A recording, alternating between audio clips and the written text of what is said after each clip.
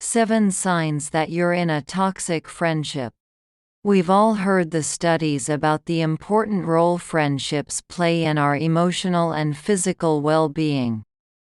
Most of us would agree that having a few good friends to whom we can turn in times of joy and sorrow, or even for simple distraction, is a real plus in life, and, at times, even necessary for our survival.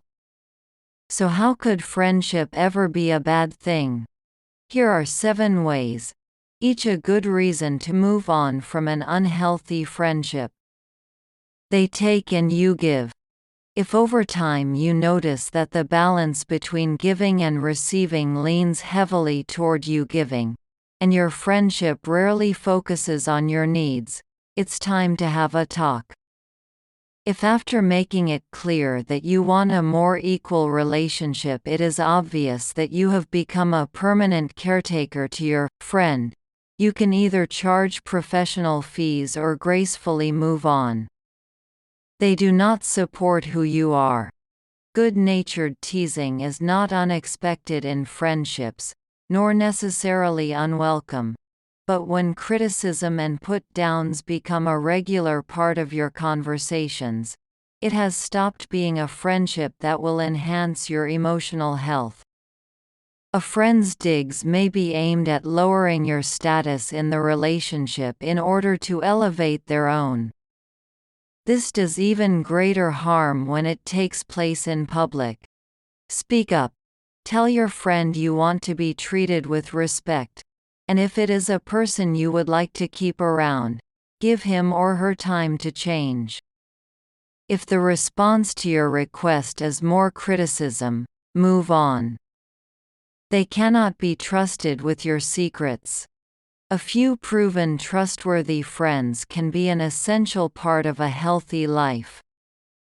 This circle of trust is typically a small, hand-picked group that may need to be re-evaluated from time to time based on your experience. Most of us also have several superficial friendships in which we share only things that are common knowledge and don't require much scrutiny.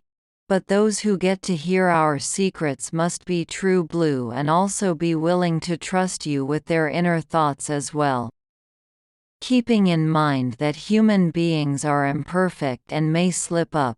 If a friend does this more than once, or in a cruel fashion, you need to be honest about your hurt and disappointment and either end the friendship or shift it back to the superficial category.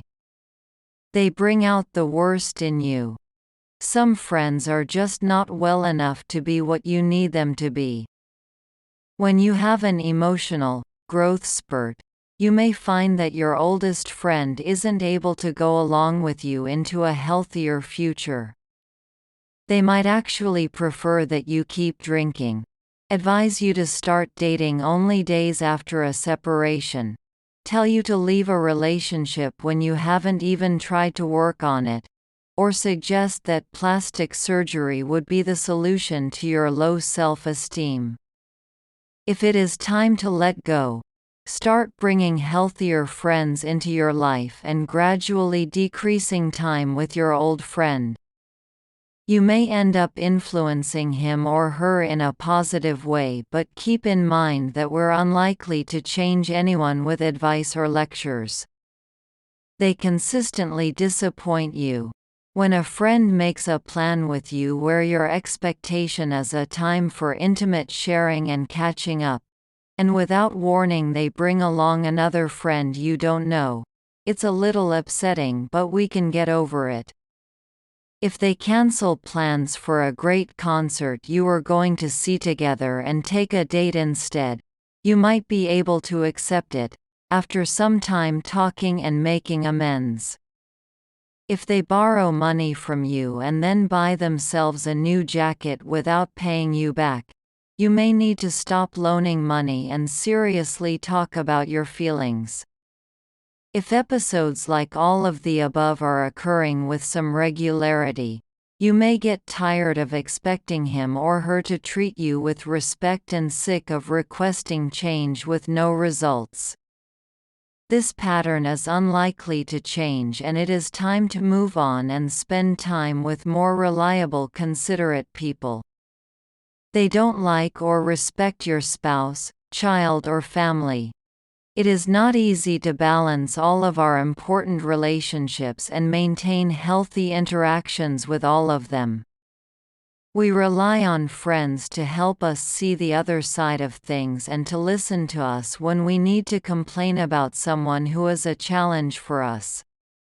Sometimes we appreciate someone who will agree with us that our partner is being unreasonable or pig-headed. If that friend goes further, though, with their own feelings of dislike for those we care about, trouble can begin. Friendships that start to separate us from those we love, either in how we spend our time or what we are comfortable talking about, may drain our energy rather than enhance our lives. A friend who is opposed to your choice of intimate partner may undermine that relationship, especially at vulnerable times. If this friend is only one of many who oppose the relationship, you may need to be clear about the true source of your discomfort before you give up a friend you will regret losing in the future. But if the friend is speaking from his or her own insecurity, jealousy, or just general meanness, you need to honor your primary relationship and focus on friends who support your choice. Your friend wants a romantic relationship and you don't. Many people try to maintain platonic relationships with previous or potential romantic partners. Rarely is this a workable arrangement. More often, it ends badly and with sometimes serious consequences. But this is a preventable problem when common sense prevails. When we are honest with ourselves, we can recognize the truth that one of the two friends is hoping the relationship will become more and hanging on until it does.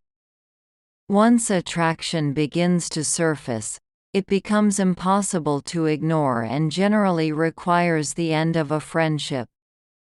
The best policy may be to keep the lovers of your past in your past. An exception might be after many years have passed without contact and both individuals are clear and secure with new committed partners. An additional condition would be that your current partner does not find it threatening and is included in social situations with this friend. My personal experiences with friendship have been varied.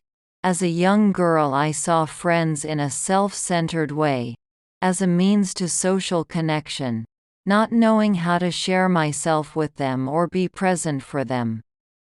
Fortunately, I was able to learn and grow in my understanding of the important role that deep, long-term friendships can play in a healthy life. My focus shifted from quantity of friends to quality, both in what I gave and what I hoped to receive. In addition to the love and connection I am blessed to enjoy with my family, I would now say that my friends provide a secure place for me to return to when I'm struggling, to consult with when I'm dreaming, and to celebrate when I'm flourishing. I truly hope that I do the same for them, and that you do for yours.